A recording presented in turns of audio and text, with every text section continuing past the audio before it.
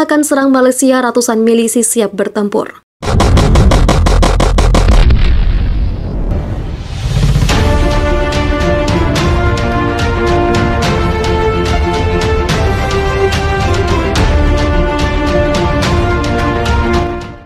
Malaysia dalam bahaya, negara tetangga Filipina akan menyerang dan menduduki kawasan Sabah di Pulau Kalimantan yang berbatasan langsung dengan Filipina.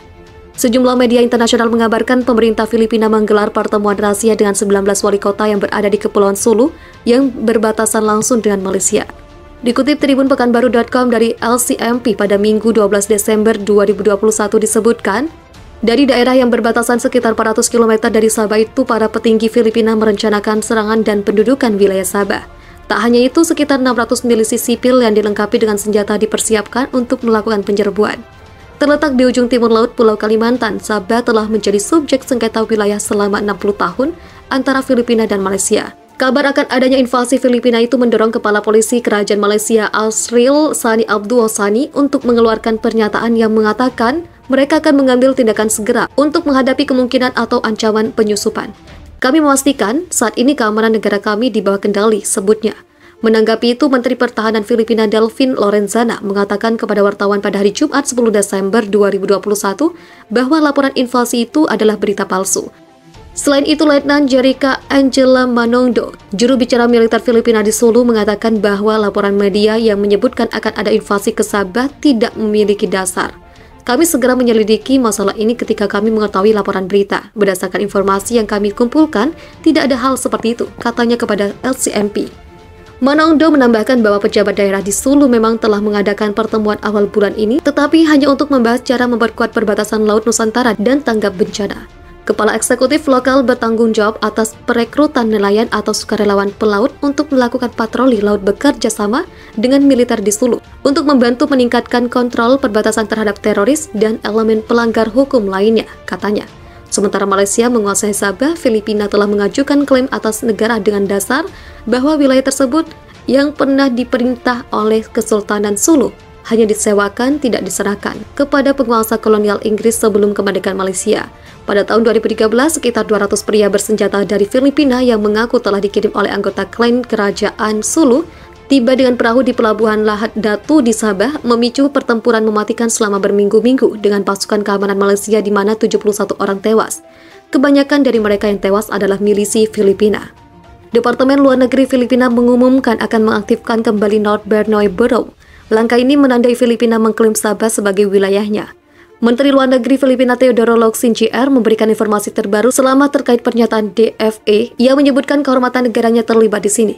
Meskipun kami menjaga perairan kami dengan ketat, kami tidak melupakan wilayah terestrial kami, kata Locsin dikutip pikiranrakyat.com dari Rappler. Dalam upaya mengamankan apa yang menjadi milik kami, saya telah memutuskan untuk mengaktifkan kembali North Borneo Borough setelah menyadari bahwa seluruh dunia telah melupakan klaim Sabah kami, dengan santai menunjukkan sebagai wilayah negara lain saat kami belum melupakannya, tambahnya. Dia juga menambahkan klaim Filipina atas Sabah adalah salah satu dari beberapa ketidaksepakatan internasional. Kami dapat melakukan untuk kepentingan terbaik kami, tanpa resiko kerugian apapun bagi negara kami, kata dia. Sabah dikenal dengan tanahnya yang kaya sumber daya alam. Wilayah ini sekarang diduduki oleh Malaysia tetapi diklaim Filipina sebagai bagian dari Mindanao. Pengumuman Locsin semakin meningkatkan klaim Sabah atas Filipina setelah sebagian besar ada pertukaran pernyataan dari diplomat dan politisi di kedua negara. Meskipun Filipina tidak pernah melepaskan klaim kedaulatannya atas Sabah, sebagian besar tetap menahan klaim tersebut demi menjaga hubungan harmonis dengan Malaysia. Locsin mengatakan pihaknya akan menangani masalah ini secara maksimal. Dia juga mengatakan orang-orang yang datang ke Sabah tidak dipandang sebagai tanpa kewarganegaraan. Mereka pasti orang Filipina karena Sabah adalah milik kita.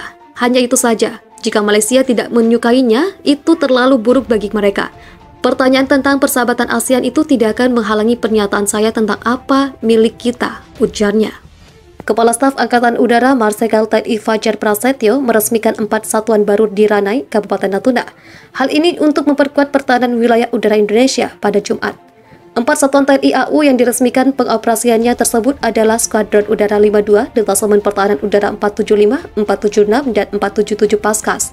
Peresmian ini ditandai dengan pembukaan selubung papan nama satuan, penandatanganan prasasti, serta peninjauan fasilitas perkantoran, Skuadron Udara 52 dan Denhadut 477 Paskas. Kasau menjelaskan peresmian 4 satuan secara serentak ini merupakan bagian dari upaya pembangunan kekuatan TNI Angkatan Udara, khususnya dalam hal pengembangan dan validasi organisasi, agar terwujud satuan dan sistem kerja yang semakin efektif dan efisien dalam memastikan terlindungnya kedaulatan negara di udara. Selain itu, satuan yang diresmikan pada hari ini berperan untuk turut membantu memperkuat jajaran TNI dan TNI Angkatan Udara di wilayah sekitar untuk mengamati dan melindungi ruang udara dari berbagai ancaman dan serangan, khususnya dari udara. 4 satuan ini adalah bukti komitmen kita dalam mewujudkan Angkatan Udara yang disegani di kawasan. Komitmen ini akan terus kita tingkatkan secara bertahap dan berkelanjutan, ujar Marsikal Fajar.